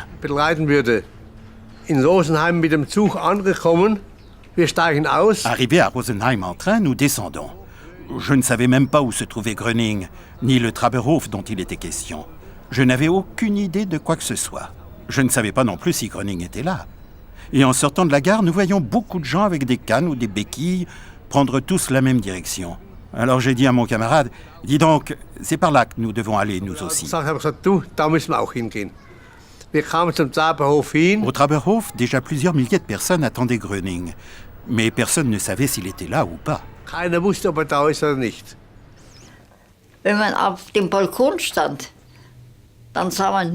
Du balcon, on ne voyait que des gens. Ça grouillait de gens. Inimaginable, cette foule. Il était même difficile d'arriver jusqu'à la maison. Gröning est sorti sur le balcon et s'est appuyé sur la balustrade, bien calé sur ses deux bras fort écartés. Je n'oublierai jamais cette image. Aber für mich ist das Bild nicht mehr wegzudenken. Und hat Bruno Gröning Alors Bruno Gröning a salué la foule et a dit ceci: « S'il vous plaît, placez-vous tous de façon à ne pas vous toucher les uns les autres. » Bien sûr, cela a duré un certain temps. C'était très difficile, car il y avait là tellement de gens serrés les uns contre les autres. Nous devions nous écarter afin de ne plus nous toucher et avoir nos mains tendues vers le bas. Nous étions vraiment silencieux. On aurait entendu une épingle tomber malgré la foule. C'était inimaginable.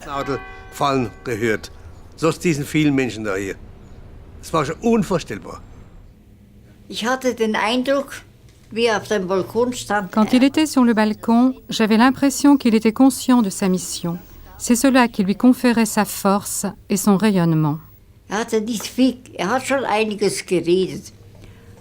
Il avait déjà dit beaucoup de choses, mais pour moi, le plus important était ceci. Il vous faut croire en Dieu, et à moi, vous devriez faire confiance. Tout le reste nous mènerait trop loin, vous comprenez ? C'était cela le fondement de son action.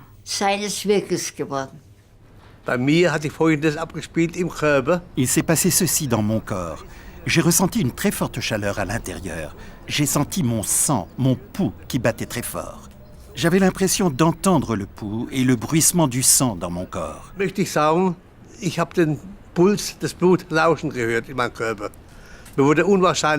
J'ai eu terriblement chaud et c'était une sensation étrange que je n'avais jamais éprouvée auparavant et que je n'ai plus jamais ressentie depuis. Et à partir de ce moment-là, je me suis senti mieux. Mais je n'en ai ressenti les effets qu'après la guérison, quand nous sommes repartis pour reprendre le train. Je pouvais à nouveau faire des pas normaux, alors qu'avant je ne faisais que trottiner. Mon copain n'avait plus besoin de m'aider. Je pouvais marcher normalement. Par moments, j'ai même porté ma canne et j'ai pu marcher sans. Mon camarade m'a dit « Que fais-tu là ?» Je lui ai dit « Ah, je me sens tellement bien, je peux à nouveau marcher sans canne. » Il a été étonné. Et quand nous sommes rentrés, la nouvelle s'est répandue comme une traînée de poudre au centre des traumatisés du cerveau. Tous étaient au courant et très surpris que je puisse subitement remarcher comme ça. À partir de ce moment, le médecin n'a plus dû me donner de médicaments, plus de morphine, plus rien. Je n'ai plus besoin de rien. Et cela s'est maintenu. Depuis, je n'ai plus jamais été vraiment malade. Ich war seitdem nie mehr ernstlich erkrankt. Je ne suis pas ici pour faire de grands discours, mais pour aider et transmettre la guérison. Ne pensez pas à vos souffrances. Observez votre corps et posez-vous la question, que se passe-t-il dans mon corps ? Ressentez-vous que quelque chose traverse votre corps que vous n'aviez jamais ressenti ? Je vous dis que vous tous n'êtes que des enfants de Dieu. L'unique médecin, le médecin de tous est et reste notre Seigneur. Lui seul peut aider. Mais il n'est que l'homme qui a trouvé le chemin vers lui, ou celui qui est prêt à prendre ce chemin, à accueillir la foi en lui et à vivre avec elle.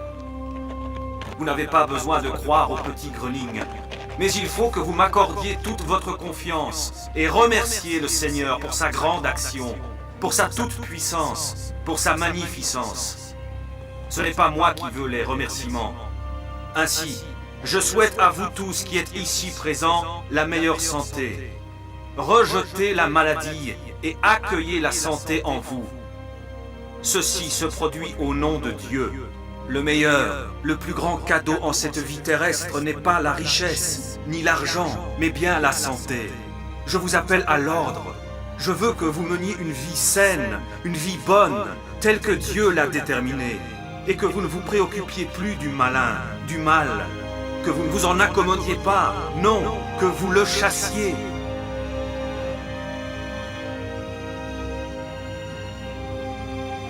C'est seulement si vous faites tout cela que Dieu commencera à agir en vous. L'ordre, c'est Dieu. L'ordre, c'est la santé. Je peux voir. Je vois.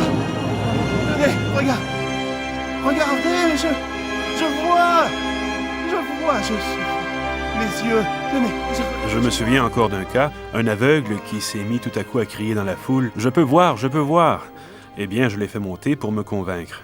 Il faisait nuit, j'ai demandé « Combien y a-t-il de fenêtres éclairées là dans cette maison ?» et ainsi de suite. Et il a répondu. Plus tard, je suis retourné voir cet homme parce que nous avions besoin de témoins pour un procès à Munich. J'ai retrouvé son adresse quelque part. C'était une cabane très primitive, une maisonnette. Et il était en train de tapisser avec soin. C'est bien la preuve qu'il pouvait voir, n'est-ce pas? Er war am Tapezieren fleißig, nicht wahr? Also, offensichtlich konnte er sehen, ne? Was ich gesehen habe, das waren die Rollstuhlfahrer und J'ai vu les personnes en fauteuil roulant. Elles étaient assez nombreuses, je ne sais plus combien, et elles ont effectivement répondu à l'exhortation de Gröning. Elles se sont levées de leur fauteuil roulant et elles l'ont poussé elles-mêmes. Ça, je l'ai vu. Ich bin aufgestanden und habe den Rollstuhl selbst geschoben. Das habe ich gesehen. Eine Ungarin, ich nehme an, eine Zigeunerin. Une Hongroise, une tzigane, je crois, est arrivée en marchant sur les genoux. Elle joignait les mains et criait « Merci Gröning, merci Gröning ». Alors je lui ai demandé ce qu'elle avait. Elle m'a montré qu'elle avait eu les 2 mains paralysées. Pourtant, elle était encore très jeune, 20 ans à peine, et très élégante pour l'après-guerre. Et maintenant, tout à coup, elle pouvait à nouveau ouvrir ses mains.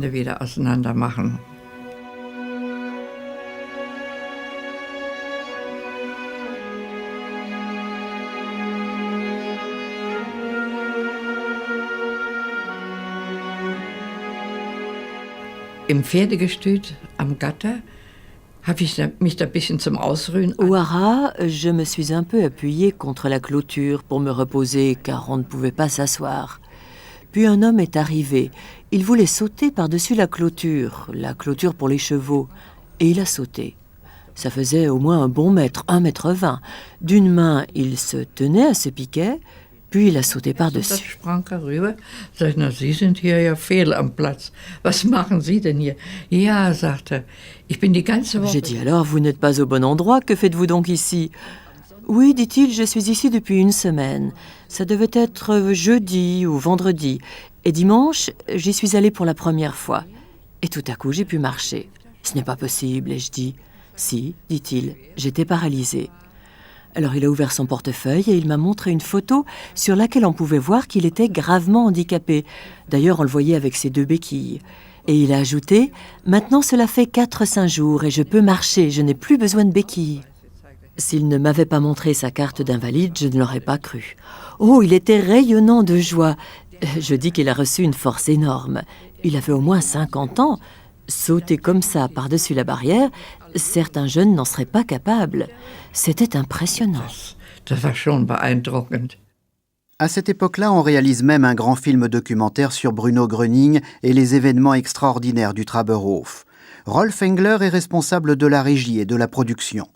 Le film doit retracer les faits de façon objective et informative. De nouvelles guérisons n'en continuent pas moins de se produire. Herr Pavel hatte multiple Sklerose. Monsieur Bavet souffrait de sclérose en plaques. Et pendant la guerre, il avait été envoyé d'un hôpital militaire à l'autre. Personne ne pouvait l'aider. Cela s'était tant aggravé qu'après la guerre, il ne pouvait plus travailler. Ils avaient fui la région des Sudètes et s'était réfugié à Rosenheim. Geflüchtet nach Rosenheim. Seine Krankheit war so weit fortgeschritten, dass nur noch sitzt. Sa maladie avait tellement empiré qu'il devait presque toujours rester assis. Il pouvait tout juste tenir debout.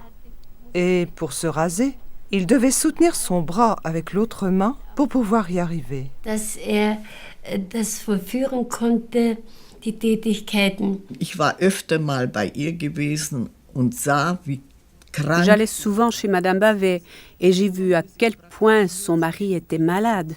Il ne pouvait pratiquement se déplacer qu'entre le lit et la table. On devait lui tenir la main pour qu'il puisse porter la cuillère à la bouche. C'était donc, je dirais, un malade condamné qui végétait là, comme ça. Stand mit seiner Frau am Traberhof unter Tausenden von Menschen. Alle warteten auf Bruno Gröning. Il était au Traberhof avec sa femme, parmi des milliers de gens qui attendaient Bruno Gröning, eux aussi. Alors, on a appris que Bruno Gröning devait partir tout de suite. Madame Bavet a quitté son mari et a couru vers la voiture emmenant Bruno Gröning, qui était en train de démarrer. Elle s'est écriée « Monsieur Gröning, s'il vous plaît, aidez mon mari ». Elle lui a demandé de tout son cœur. Aus innerstem Herzen hat sie gebeten und reichte ihr die Hand heraus. Alors, il lui a tendu la main hors de la voiture et a serré très fort la sienne. Quand la voiture a démarré, elle a couru à côté et pour finir, il lui a dit « Il sera aidé ». Es wird ihm geholfen sein. Es war ihr diese Begegnung mit Bruno Gröning so. Cette rencontre avec Bruno Gröning avait tant de valeur pour elle. Le fait qu'il lui avait tenu la main. Automatiquement, elle avait gardé la main et le bras en l'air et s'était frayé un chemin à travers la foule jusqu'à son mari. Elle lui a dit « Eh bien, mon cher mari, cette main a tenu la main de Bruno Gröning. » Et elle lui a donné la main droite. Und gab ihm die rechte Hand. Und in dem Augenblick ist Au même instant, il a reçu une force qui a envahi tout son corps. Et il s'est senti si bien qu'il a eu soudain le sentiment qu'il était libéré de ses fardeaux, de ses maladies et de ses handicaps. Il a pu remarcher pour prendre son train. Konnte zum Zug laufen. Mon mari m'envoyait souvent un jeune de l'usine pour me communiquer des messages, car nous n'avions pas le téléphone. Lorsqu'il a frappé à la porte, j'ai dit « Oui, Max, tu peux entrer ». Et tout à coup, c'était Monsieur Bavet qui se tenait devant moi. « Vous êtes monté les escaliers en courant ?» lui ai-je dit. « Oui, c'était moi. » Et moi de dire « Mais ce n'est pas possible. Je suis guérie et je vais avoir de grandes difficultés. Je dois aller voir différents médecins et tout leur raconter. On va me retirer l'argent que j'ai reçu pour ma maladie puisque je suis en bonne santé. Je peux tout simplement reprendre un métier. Évidemment, nous restions tous bouche bée. Ich bin ja gesund. Ich kann ja ohne weiteres wieder einen Beruf ergreifen. Also wir waren natürlich alle sprachlos. Le témoignage de réussite de M. Bavet est consigné par écrit pour documenter les événements particuliers. Il témoigne de sa guérison sous serment. Plus tard, il deviendra d'ailleurs un proche collaborateur de Gröning. Ses anciens mots ne sont plus jamais revenus. Beaucoup d'autres gens témoignent de phénomènes semblables.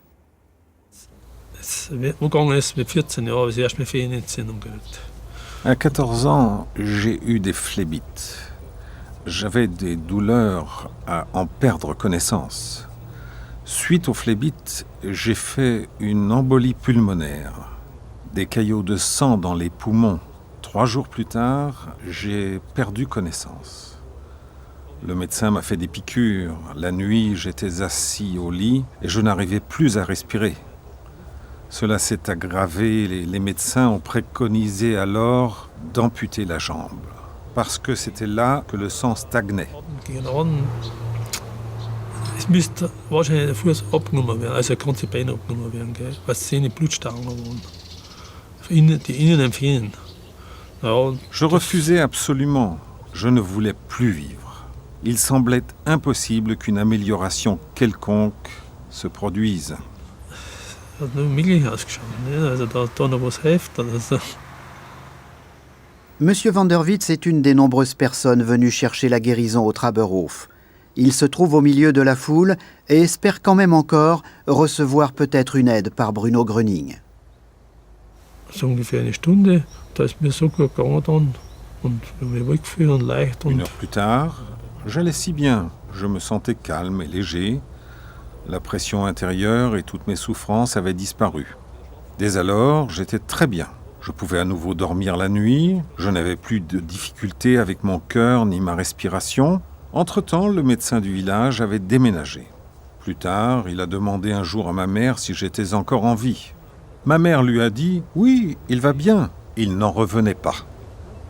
Der ist von Staunen nicht mehr rausgekommen. Ja, noch mit 50 Jahren, ich war schon 50 Jahre. À l'âge de 50 ans, je demande un jour à ma mère pourquoi à l'époque je n'avais pas eu la ferme. Les médecins avaient dit que je vivrais 30 à 35 ans au plus. Dann habe ich da einen Hof nicht gekriegt. D'innombrables rapports de guérison de l'époque attestent la diversité des guérisons. Elisabeth Schwert était sourde de l'oreille droite depuis 20 ans. Elle a été guérie, bien que son médecin traitant lui ait expliqué qu'il était exclu qu'elle retrouve l'ouïe. Madame Le Scheider s'est guérie de la maladie de Bechterew. Au Traberhof, Hugo Parolke est guéri de rhumatisme très ancien et de douleurs dues à une sciatique. Zenta Saltner, âgée de 57 ans, est guérie du bégaiement dont elle souffrait depuis l'âge de 6 ans. Madame Kruzinos-Mina est guérie de douleurs névralgiques qu'elle avait depuis 10 ans. Hans Schönauer est guéri d'une sclérose en plaques remontant à 11 ans. Il marche maintenant facilement sans canne. Lina Brandl obtient également une guérison. Elle avait eu pendant 10 ans une coxarthrose des 2 hanches et avait été déclarée incurable. Johann Schäfer est guéri au bout de 13 ans de très douloureuse végétation au duodénum et d'une importante descente de l'estomac. Paula Beimer est délivrée d'une grave maladie du cœur. Pendant 20 ans, Johanna Bayer a souffert d'asthme et d'une telle insuffisance respiratoire que son cœur menaçait de lâcher. Sa guérison est même confirmée par le milieu médical.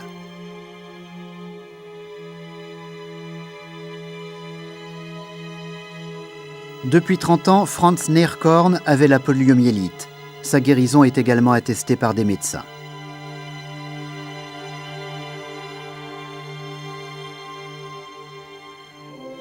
Le 31 août 1949, dans la salle de jeu du Traberhof, Bruno Gröning tient une conférence de presse qu'il a convoquée lui-même. Il prie les journalistes de relater les faits de façon objective et fidèle à la réalité et de cesser de publier des articles à sensation. Quelque temps après, on publie dans certains journaux une prise de position positive du ministère de Bavière à propos de l'affaire Gröning. Le ministre-président Erhardt déclare qu'on ne devrait pas laisser l'action de l'exceptionnel phénomène Gröning échouer à cause de textes légaux. On considère l'œuvre de guérison de Gröning comme un acte d'amour gratuit. Entre-temps, les guérisons se poursuivent au Traberhof. Im Ort, da war eine Frau, die war blind. Die Frau Haberland hat die geheißen. Il y avait au village une aveugle, Madame Haberland. Un homme du village voisin avait perdu la vue pendant la Première Guerre. Et ils m'ont dit de les emmener. Probiert nicht. Dann haben sie gesagt, ich soll doch mitnehmen raufgehen. Und wie ich dann zu ihm reingehe. Quand je suis entré, il me dit « Je t'avais pourtant bien dit de n'amener personne ». Je dis « Ils m'ont tellement supplié que je ne pouvais pas dire non ». Dann haben sie mitgefahren. Und dann sind die draußen im Flur, im Korridor da draußen, da war ein Ding, ein Mauer. Dans le couloir, il y avait une baie avec un rideau. Und da draußen war eine Bank und da haben die Torhand da drauf gesessen. Und dann ist Tous deux étaient assis sur un banc dehors. Puis il est sorti. Il a écarté le rideau pour regarder. Puis il est rentré. Il m'a dit « La femme voit à nouveau. Mais l'homme ne voit plus, car les nerfs optiques ont été abîmés pendant la guerre. » Die Frau, die sieht schon wieder, hat er gesagt. Aber der Mann, der sieht nicht mehr. Das sind die Sehnerven hin. Das ist vom Krieg irgendwie, hat er gesagt, oder was. Das sind die Sehnerven kaputt. Aber die Frau, die sieht wieder, aber die müssen da öfters kommen, hat er gesagt. Na, hat mir der Pia reingeregt. Und dann ist La femme voit de nouveau, mais elle devra revenir plusieurs fois encore. Intrigué, je suis allé la trouver. Elle m'a dit « Oh, Michel, maintenant je vois à nouveau, il y a un loulou blanc qui gambade. » Au Traberhof, il y avait bien un loulou blanc. Puis elle a dit « Oui, maintenant je vois de nouveau, il faut que j'aille tout de suite aux toilettes. » Elle voyait, effectivement. Okay. Ist aufs Klo rausgegangen, hast wieder gesehen, gell? Je suis descendu à l'auberge où se trouvaient son fils et son gendre. Je leur ai dit que leur mère voyait à nouveau. Ils en étaient très heureux. C'est gell? Die sind ganz glücklich gewesen, ganz selig, gell? Und dann geschah etwas Sonderbares. War sehr müde geworden. Alors, quelque chose d'étrange s'est produit. Il était très fatigué. Il y avait dans la pièce un fauteuil où il était assis, complètement épuisé, exténué. Alors M. Kuhlmann s'est glissé doucement auprès de lui en disant « Pardon, M. Gröning, regardez là en bas, il y a une ambulance à 2 étages. » Da steht Sanitätsauto, zweistöckig. Dann hat ein bisschen gewartet. Il a attendu un peu, puis il s'est levé lentement, et alors je suis allée près de lui. J'étais assise, éloignée de lui, à peu près comme vous de moi ici. Je me suis levée en disant « Monsieur Gröning, puis-je vous accompagner ?» Il a dit « Ce sera une grande joie pour moi, mais veuillez rester derrière moi. » Bleiben Sie bitte hinter mir. Also dann blieb ich die ganze Zeit. Donc je suis restée tout le temps derrière lui, et j'ai vu comment il s'est glissé, il n'était pas très grand, dans ce bus à 2 étages rempli de grands malades. C'étaient les plus déshérités de tous, et il a été si affectueux avec eux. Il s'est agenouillé et leur a parlé. Je n'oublierai jamais cet instant. On sentait son amour. Ich werde das nie vergessen. Man spürte seine Liebe. Avec le temps, de nombreux médecins du territoire fédéral s'adressent à Gröning. C'est avec respect qu'ils s'adressent aux non-universitaires. Le docteur Erwin Perlek, généraliste, demande à Gröning, au nom de quelques grands malades, de venir faire une visite dans son cabinet. Le docteur Guido Roth, généraliste, demande de l'aide pour sa fille atteinte de poliomyélite. Le docteur Kaufmann, chirurgien, gynécologue et radiologue, voudrait consulter Gröning avec l'une de ses patientes qui lui est proche. Le docteur Joseph Keifel, généraliste et homéopathe, fait une demande en bonne et due forme pour obtenir une audience chez Gröning avec 2 patients. Le docteur Molenard, généraliste, écrit « Cher Monsieur Gröning, étant médecin généraliste, j'ai dans ma clientèle quelques malades que vous pourriez certainement aider et qui auraient du mal à guérir sans votre aide et continueraient à rester cloués au lit. Je vous demande si je peux vous amener ces patients ou si, le cas échéant, vous pourriez venir chez nous. » Le docteur Oskar Fett invite Gröning à visiter son institut de médecine douce, Kneipp. L'association allemande des Heilpraktiker du Schleswig-Holstein demande à Gröning de pratiquer la guérison à distance. La Ligue de médecine naturelle écrit « Cher Monsieur Gröning, nous avons suivi avec attention tous les rapports faits jusqu'à présent sur vos actions et souhaitons de tout cœur que les autorités vous témoignent bientôt la compréhension que vous méritez.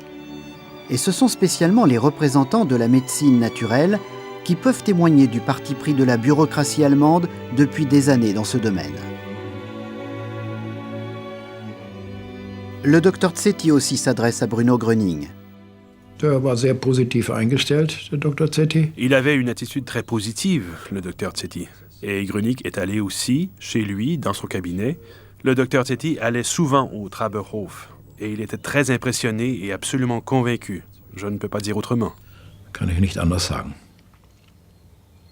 Le docteur Tsetti, médecin généraliste de Munich, avait déjà pris contact avec Gröning. Il écrit dans un article « Le phénomène Gröning m'a tellement intéressé que depuis de nombreuses semaines, j'ai passé beaucoup de jours et même beaucoup de nuits aux côtés de Gröning.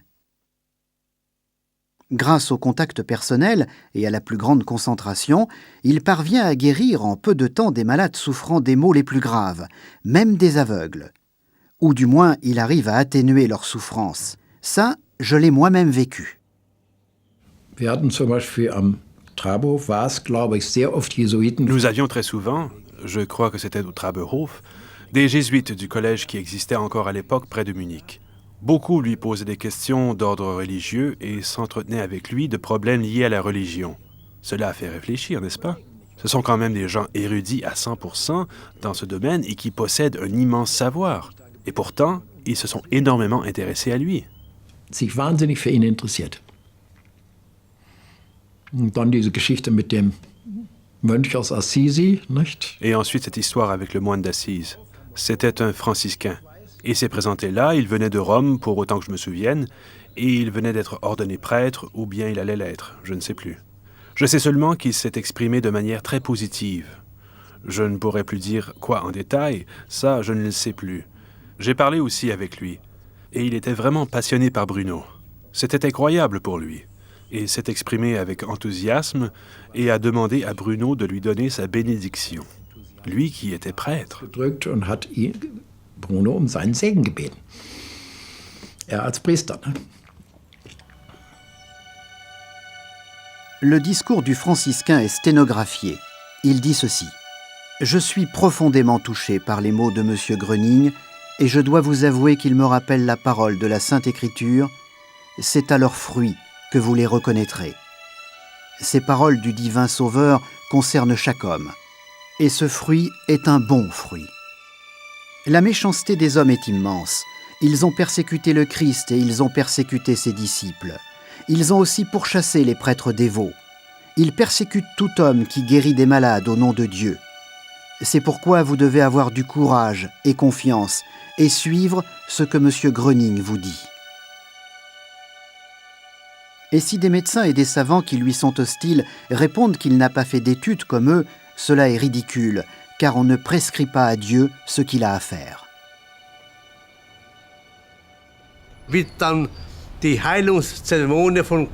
Quand les cérémonies de guérison de Bruno ont été terminées, des prêtres catholiques et protestants ont entonné le chant catholique « Dieu très grand, nous te louons » et toute la foule présente les a accompagnés. C'était incroyablement émouvant.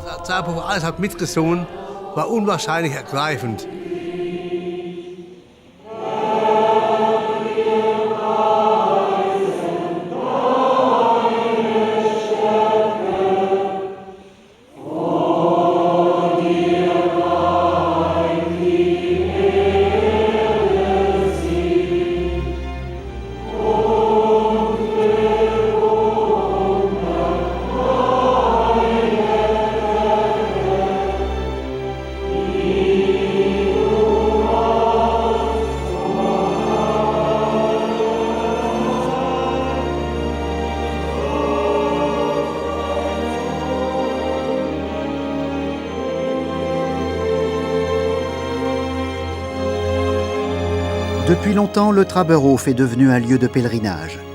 Les gens sont très touchés par l'annonce d'innombrables guérisons que l'on attribue à Bruno Gröning, et ils y puisent un nouvel espoir.